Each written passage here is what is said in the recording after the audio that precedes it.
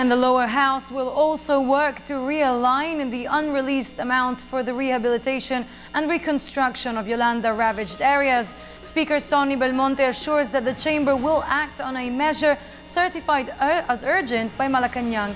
Freddie Abando reports.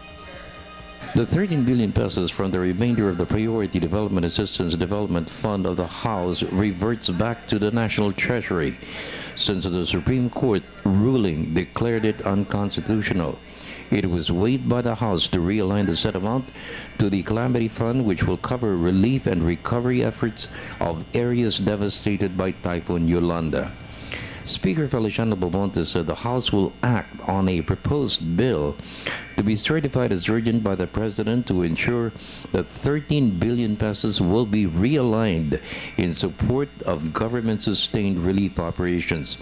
The move has the support of the minority and the independent bloc.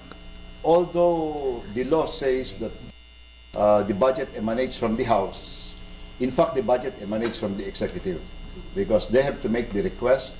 And the request includes a certification from them that they have the money necessary.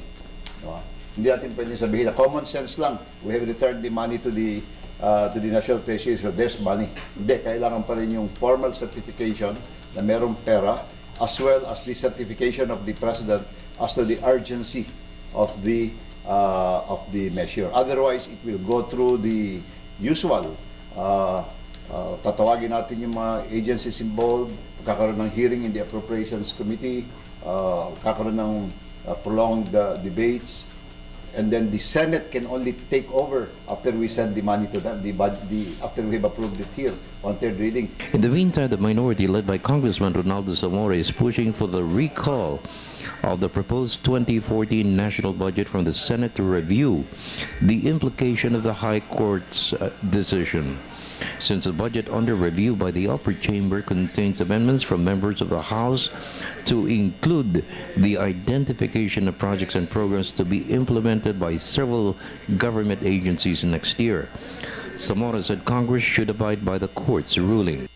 Take a closer look at the individual provisions, both in the special provisions and in the general provisions of that appropriations bill, to determine how these have been impinged upon by the decision of the Supreme Court. The abolition of the pork was a major victory for the minority even before the Supreme Court issued its decision.